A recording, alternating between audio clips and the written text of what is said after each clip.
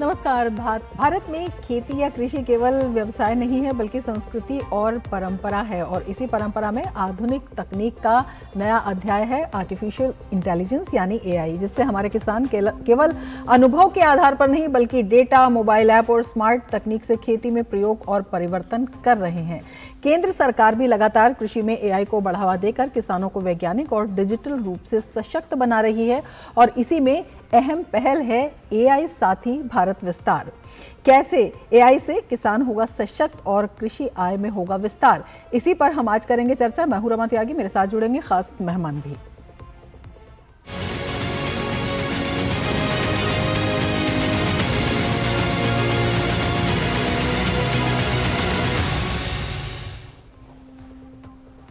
तो खेती किसानी के साथ तकनीक को जोड़ने के लिए एक बड़ी पहल है एआई साथी भारत विस्तार। भारत विस्तार के जरिए अब किसानों के लिए मौसम का हाल, फसल का भाव सहित खेती किसानी से जुड़ी सभी जानकारी सरल भाषा में उपलब्ध हो पाएगी।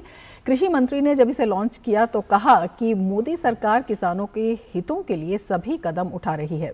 आइए देखते हैं ये खास रिपोर्ट।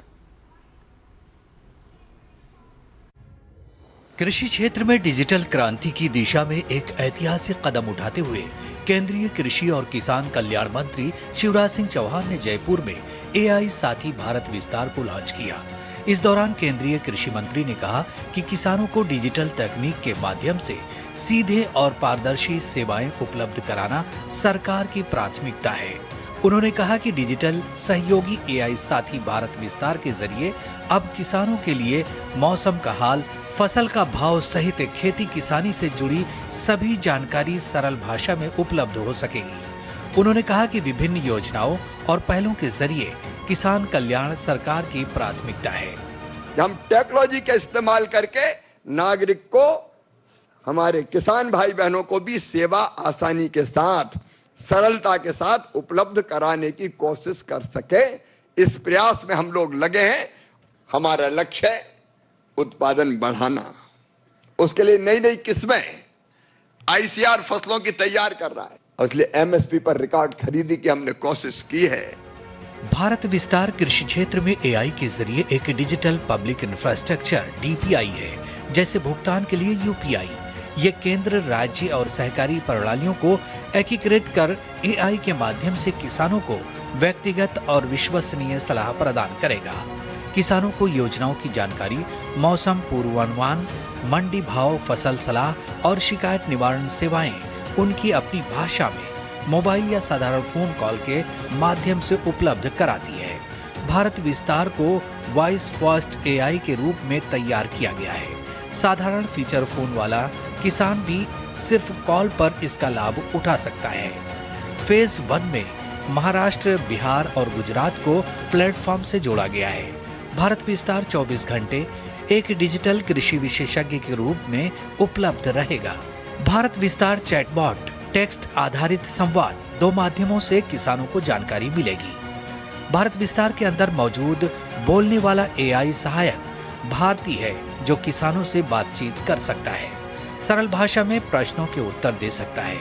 इस सुविधा का लाभ वेब इंटरफेस लिंक कृषि मंत्रालय की वेबसाइट और पीएम किसान और PMFBY पर उपलब्ध होने के साथ साथ साधारण फोन से भी 155261 नंबर पर कॉल करके भी किसान उठा सकते हैं। ये प्लेटफॉर्म सिर्फ सूचना देने वाला नहीं बल्कि एक तरह से डिजिटल कृषि सलाहकार की तरह है, जो फसल और खेत के बेहतर निर्णय में किसानों के लिए लाभकारी साबित होगा।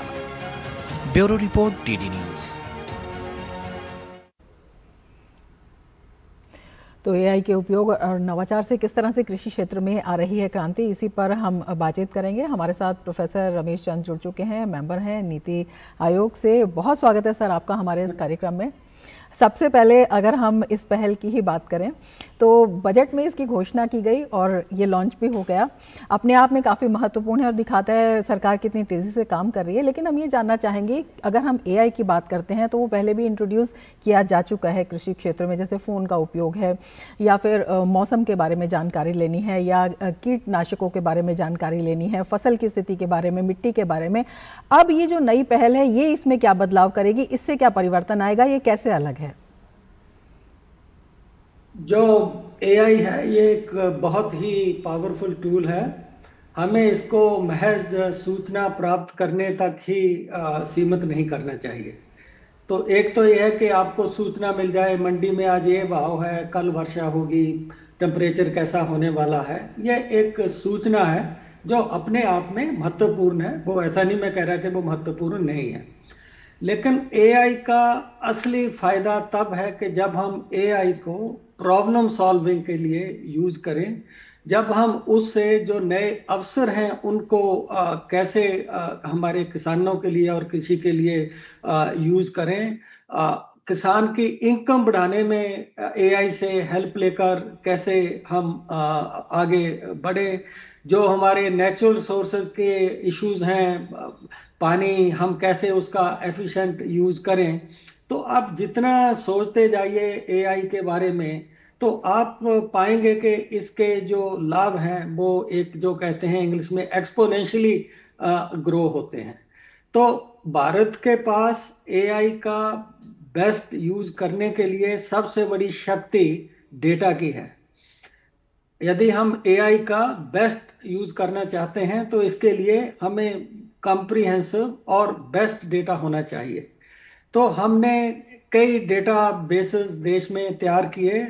मिनिस्ट्री ऑफ एग्रीकल्चर में एग्री स्टैक जो है वो तैयार हुआ है। तो उससे हमें किसानों के लिए बहुत ज़्यादा मदद मिल सकती है।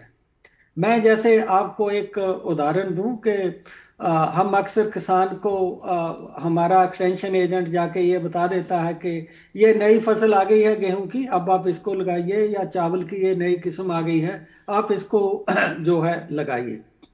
लेकिन एआई में ये पावर है कि वो किसान के डेटा देखकर के इसके पास 4 एकड़ जमीन है, वो जमीन रेतली है, चिकनी है, दोम है, उसका न्यूट्रिशन स्टेटस इस तरह का है, वहाँ का जलवायु ऐसा है, उसके आसपास ये मंडी है, तो वो एक ऑप्टिमम क्रॉप पैटर्न कि इस किसान को अपने यहाँ इतने % एरिया फॉडर में रखना चाहिए, इतने % जो है चावल में रखना चाहिए, इतने % किसी और फसल में रखना चाहिए।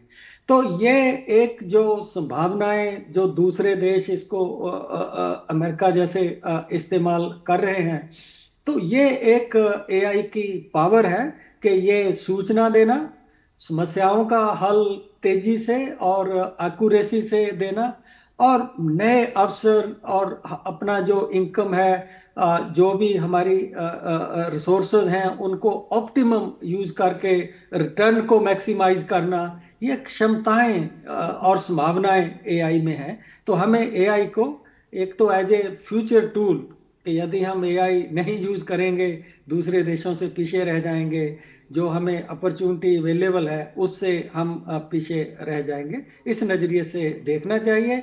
और हमारे पास सबसे बड़ी शक्ति हमारे डेटाबेसेस हैं, एग्री स्टैक है, एग्री इनपुट सर्वे है, एग्रीकल्चर सेंसस है, कॉस्ट ऑफ कल्टीवेशन डेटा है, काफ़ी डेटाबेसेस हैं हमारे पास जिससे हम एआई का उपयोग ज़्यादा से ज़्यादा कर सकते हैं।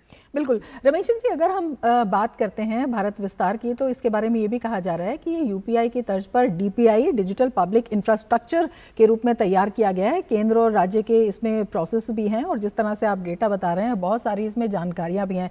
किसान कैसे एक विश्वसनीय जानकारी इससे प्राप्त कर सकता है, चाहे उसकी समस्याओं के बारे में हो या फिर अगर वो कुछ प्रगति करना चाहता हो अपनी फसल के बारे में हो या आगे अपने आय की वृद्धि के बारे में हो, किस तरह से इससे सहायता मिलेगी? यदि मैं स्टेप बाय स्टेप देखूं कि पहले तो जो एआई है वो सारे किसानों का 8 करोड़ किसानों का डेटा देखकर वो क्या पैटर्न है, किस तरह से किस हालात में किस तरह के आपको रिटर्न मिलते हैं, उनके आपस में रिलेशनशिप क्या है, तो वो जो इकट्ठे कई करोड़ दिमाग नहीं उसको सोच सकते, तो एआई उसको सोच के एक सॉल्यूशन बनाता है वो सारे डेटा को देखकर, खासतौर पर बिग डेटा को देखकर। फिर उसके लेसन को वो एक जो इंडिविजुअल फार्मर है वो उसकी सिचुएशन में कई तरीके से अप्लाई कर सकता है। जैसे अब मान लीजिए कोई किसान स्मार्ट फार्मिंग की ओर मूव करना चाहता है, वहाँ पानी की शॉर्टेज है, तो एक तो यह है कि हम खेत को देखते हैं कि अब थोड़ा मिट्टी सूख गई तो मुझे इसको पानी लगा देना चाहिए। वो एक क्रूर तरीका है उसे देखने का, जैसे हम बुखार देखने के लिए ऐसे देखें कि मेरा शरीर गर्म है, लेकिन एक्चुअली मेरे को कितना बुखार है वो हमें थर्मामीटर से पता चल सकता है। तो यही जो एआई है वो खेत में सचमुच में ये परिस्थिति आ गई कि हम उसको इरिगेशन दें या अभी कुछ दिन इंतजार करें ताकि हम एक बेहतर यूज अपने पानी का कर सकें। तो ये एक मैं आपको उदाहरण दी है। इसी तरह से एआई में ये संभावनाएं हैं कि वो पत्तों को देखकर, फसल को देखकर प्रिडिक्टिव मॉडल कि वो प्रिडिक्ट कर सकता है कि इस खेत में कोई एक इस तरह की बीमारी आने वाली है, कोई इस तरह का पेस्ट इसमें आने वाला है। वो पेस्ट आने पे तो वो उसका सलूशन बताएगा, लेकिन पेस्ट आने से, आउटब्रेक से पहले वो उसको प्रेडिक्ट कर सकता है कि इसकी कंडीशन मुझे ऐसी लग रही है। जैसे हम सेहत देख के कोई अच्छा डॉक्टर कि मुझे ऐसा लग रहा है कि आपको जो है आपका हार्ट ठीक नहीं काम कर रहा है या आपको कोई किसी किस्म की ये है, तो आप उसका इलाज कराएं। तो एआई के पास इस तरह की पावर है कि वो जो है किसान को इन चीज़ों के बारे में उसको कि यदि वातावरण ऐसा है, बारिश की स्थिति ऐसी है, आपको किस समय अपनी फसल जो है बोनी चाहिए, ताकि ऐसा ना हो कि आपकी फसल बाद में बारिश ना हो, जर्मिनेटी ना हो। तो इस तरह से अनेक संभावनाएं हैं जिनके थ्रू किसान को हेल्प मिलेगा। और डायग्नोस्टिक जो आप अभी ये दिखा रहे हैं कि अभी जो है वैज्ञानिक भी एक गलती कर सकता है कि पत्ते को देखकर ये बताना कि ये बीमारी है। तो ये आया है कि मेडिकल साइंस में डॉक्टर्स की एक्यूरेसी एआई की एक्यूरेसी से कम है। तो एआई यदि पत्ते देख के कि ये डिजीज है इसमें, उसमें गलती के चांस एआई में बहुत कम है जो कि ह्यूमन एरर के चांस होते हैं। तो इस तरह से कि आपने सही पेस्टिसाइड यूज किया, सही वीडिसाइड यूज किया, सही मात्रा में यूज किया, तो वो डायग्नोस्टिक और प्रिस्क्रिप्शन और सॉल्यूशन, तो ये पूरा एक एआई में जो हमें जब ये सब हम हो जाएंगे इक्विप इसको यूज करने में, ये संभावनाएं हैं उसमें। एक और महत्वपूर्ण जो इसमें फीचर आता है वो फर्स्ट वॉइस एआई फीचर है, जो कि कई भारतीय भाषाएं हैं अलग अलग राज्यों में, उसमें भी ये उपलब्ध है। अपने आप में बड़ी सहायता इसे भी कही जा सकती है। 24 घंटे एक विशेषज्ञ की तरह ये उपलब्ध रहेगा और सामान्य सा एक फ़ोन है जिसका इस्तेमाल करके किसान जो है सलाह ले सकता है। जी जी, वो उसको हम चैटबॉट कहते हैं कि चैटिंग, बातचीत करना उसके उसके साथ। लेकिन ये हमने पहले भी दिखाया कि हमारे डीडी किसान में केवल हिंदी में ही नहीं प्रोग्राम होते थे, हमने उसको बहुत सी भाषाओं में जो भूमि, क्या उसका पूरा नाम मुझे नहीं आ रहा, भूमि कुछ ऐसे करके था कि वो देश की बहुत सी लैंग्वेज में, भाषाओं में जो डीडी के प्रोग्राम है वो उनको ट्रांसलेट करके दे देता था। क्योंकि हमारे देश में अनेक भाषाएं हैं, तो ये इसमें एआई में ये पावर भी है कि वो अपने आप ही उसको ट्रांसलेट कर सकता है, ताकि जिस भाषा को किसान समझें, जो भाषा उन्होंने अपने जो है मोबाइल पे जिससे वो लिख सकते हैं या कर सकते हैं, नहीं भी लिख सकते तो वो बातचीत करने में कि वो एआई पे बोलेंगे कि मेरे खेत में मैं ये पा रहा हूं कि कुछ पत्ते पीले हो गए हैं, वो 10% के लगभग हैं, मुझे क्या करना चाहिए। तो चैटबॉट उसको आगे कोई सवाल इनिशिएट कर सकता है कि इससे मुझे और जरा जानकारी दीजिए, ये क्या सिचुएशन है, या उसको पक्का है कि इसी के आधार पर मैं उसे कोई सॉल्यूशन बता दूंगा। तो ये हर रीजनल लैंग्वेज में जो है एआई, ये संभावनाएं हैं। ये कोई इंग्लिश या अकेला हिंदी में हो ऐसी बात नहीं है। तो इसकी रीच जो है बहुत इजी है और बहुत ज़्यादा हो जाएगी। बस यही है कि हमें इसके लिए इंफ्रास्ट्रक्चर बनानी होगी, हमारा इंटरनेट बिल्कुल, बड़ा किस तरह से ये इंफ्रास्ट्रक्चर बनाया जा रहा है इस पर हम चर्चा जारी रखेंगे, लेकिन वक्त हो चला है एक ब्रेक का। आप जुड़े रहिए डीडी न्यूज के साथ।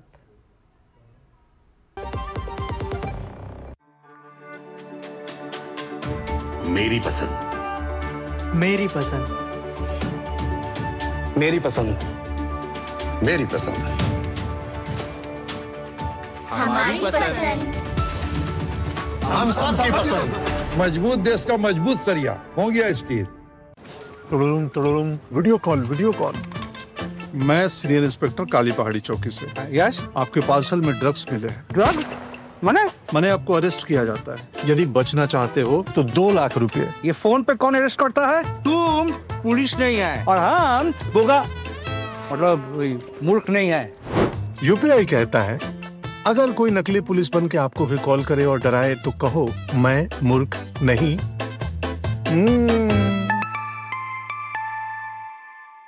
जाइए आप भी किसी का टेस्ट लीजिए। LIC युवा प्रोफेशनल्स के लिए लाए हैं नव जीवन श्री।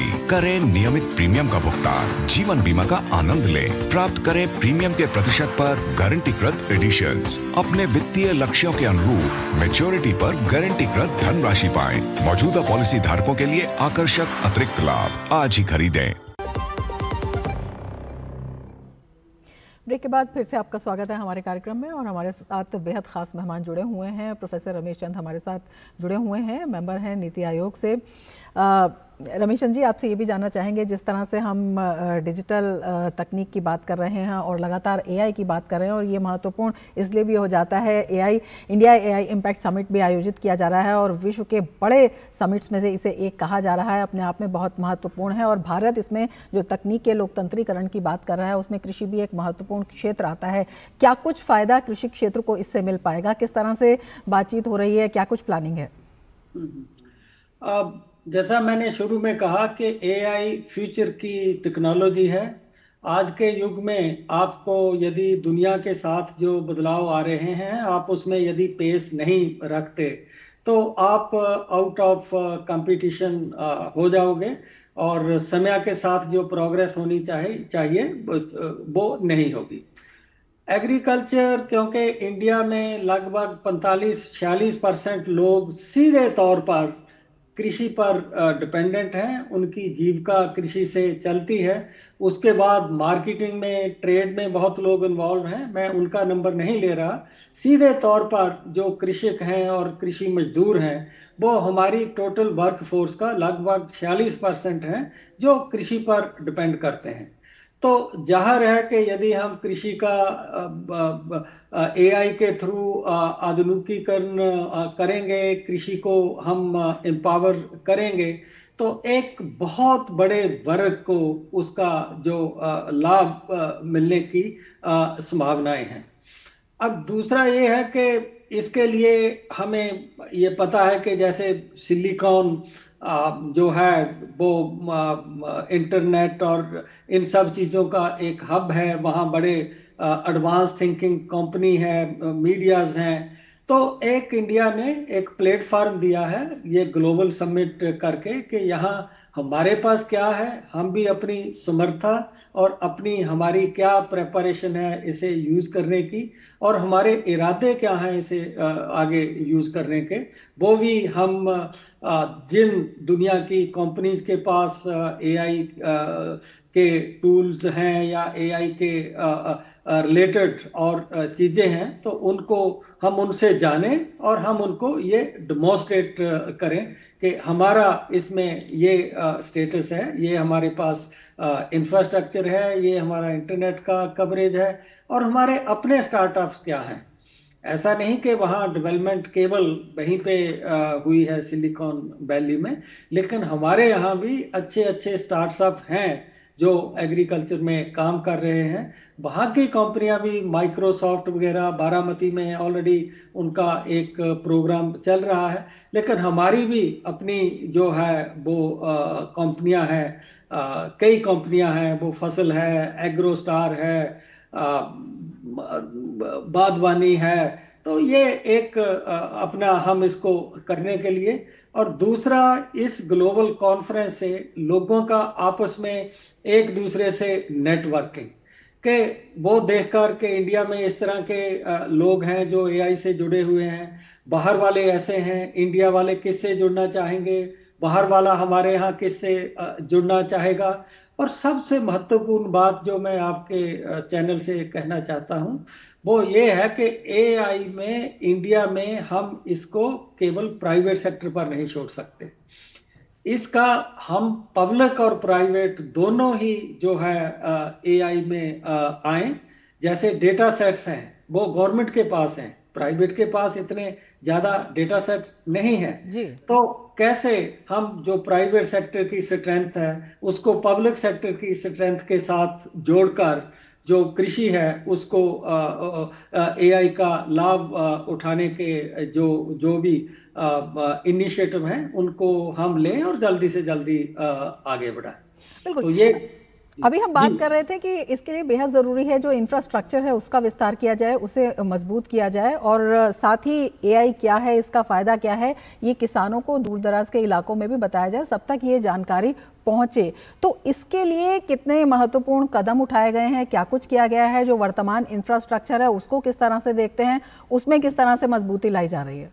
जी हाँ, एक तो हमारी एग्जिस्टिंग इंफ्रास्ट्रक्चर है कि हमारे यहाँ मोबाइल की पेनिट्रेशन और इंटरनेट की कवरेज अब आप देखोगे कि वो देश भर में है, कुछ थोड़े से रिमोट प्लेसेस को छोड़कर इंटरनेट की सुविधा लगभग सारे देश में है। तो एआई के लिए सबसे पहला तो ये प्री रिक्विजिट है कि अच्छा इंटरनेट कनेक्टिविटी जो है उस जगह की होनी चाहिए।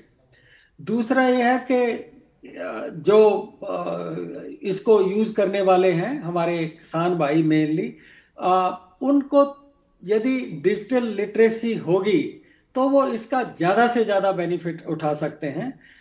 यहाँ तक वो ना रहे सीमित कि मैं सिर्फ इसको जुबान के माध्यम से ही इस्तेमाल करूंगा कि मैं कुछ सवाल बोलूंगा और मैं उसका जवाब ले लूंगा, वो संभव है उसमें, लेकिन बहुत सी ऐसी ऐप हैं जिसे उनको डाउनलोड करना चाहिए, उसको कैसे यूज करना है, जिसको हम डिजिटल लिटरेसी कहते हैं।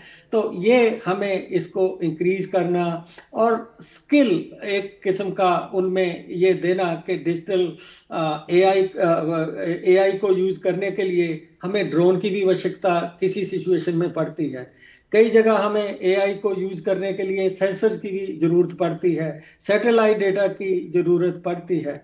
तो जितना हम एआई के टूल्स को इन चीजों से इंटीग्रेट करते जाएंगे उतना ही लाभ मिलेगा, लेकिन इन चीजों को, ड्रोन को चलाने के लिए हमारे पास स्किल चाहिए, सैटेलाइट डेटा को यूज करने के स्किल आने चाहिए, इमेजरी कहीं होनी चाहिए।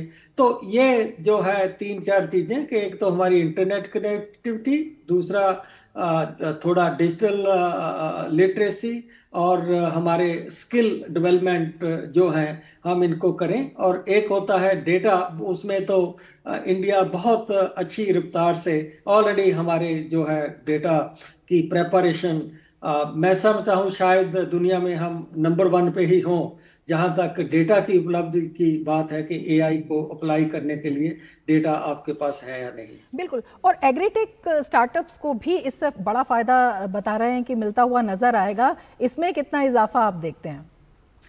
काफी जो है ग्राउंड पे कुछ गवर्नमेंट के प्रोग्राम और जो स्टार्टअप हैं वो लेकर आए हैं। जैसे एक मैंने देखा कि एक फसल स्टार्टअप है बेंगलोर में, तो वो किसानों के साथ काम कर रहे हैं कि कैसे आप प्लांटेशन करें, कैसे उसको आप इरिगेशन दें। इसी तरह से एक क्रॉप इन है, वो भी इसमें आए हैं। एग्रो स्टार भी एक है, ग्रामोफोन है और फार्मानॉट है। तो काफ़ी हैं जो है। और शुरुआत में आपको पता है कि एक, क्योंकि ये नई टेक्नोलॉजी है, अभी कुछ ही इसको समय हुआ है, पहले इसके बारे में इतनी रुचि भी नहीं थी और इतना इसमें कॉन्फिडेंस भी नहीं था, लेकिन अब तो जाहिर है कि बिल्कुल, जैसे जैसे जानकारी मिल रही है और जैसे जैसे किसानों को फायदा हो रहा है, इसका प्रचार प्रसार हो रहा है, तो जो जिस तरह से कह रहे हैं कि एक तरह का जो आकर्षण है इसके प्रति सभी लोगों में है, लोग जानना भी इससे चाहते हैं और फायदा भी ले रहे हैं। बहुत धन्यवाद आपका रमेश चंद जी, हमसे जुड़ने के लिए और इतनी महत्वपूर्ण जानकारी हमारे दर्शकों के साथ साझा करने के लिए। इसके साथ ही चर्चा में फिलहाल इतना ही, दीजिए इजाजत, नमस्कार।